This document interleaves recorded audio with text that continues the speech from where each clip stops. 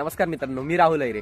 आता वसई विरार शहर महानगरपालिकेचे इलेक्शन आहेत, तर खूप जण येतील, तुम्हाला आश्वासन देतील, त्या आश्वासनांना बली पडू नये।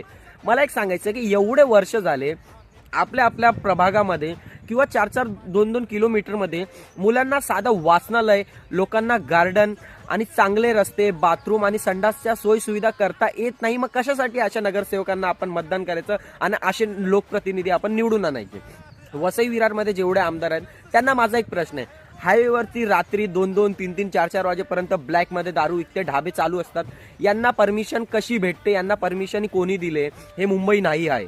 आणि एवढे वर्ष झाले, आता पण बघताय तुम्ही, माजी नगरसेवक पण यावर कारवाई करू शकतात। वसई विरारमध्ये तरुण पिढी नशेला खूप मोठ्या प्रमाणावर बळी पडते, एमजी, चरस, गांजा, इंजेक्शन यासारख्या नशेंवर। तर यावर का हे लोक कारवाई करत नाही? जो हे सगळे मुद्दे उचलणार, जो ह्या सगळ्या मुद्द्यांसाठी काम करणार, त्यालाच मतदान करावं तुम्ही, ही माझी अपेक्षा आहे। कारण पक्ष बघून मतदान करू नये, पैसे घेऊन बिलकुल मतदान करू नये, कारण तुम्ही विकले जातात, मग तुमची किंमत नसते त्या समोरच्या व्यक्तीला। मित्रांनो, खरोखर सांगतो, आज आपल्या पिढीला पाहिजे चांगले रस्ते, संडास, बाथरूम या सगळ्या गोष्टींची सोय आणि वाचनालय, जिमखाने। तरुण पिढीला या सगळ्या गोष्टींची सोय सुविधा पाहिजे आपल्या विभागामध्ये।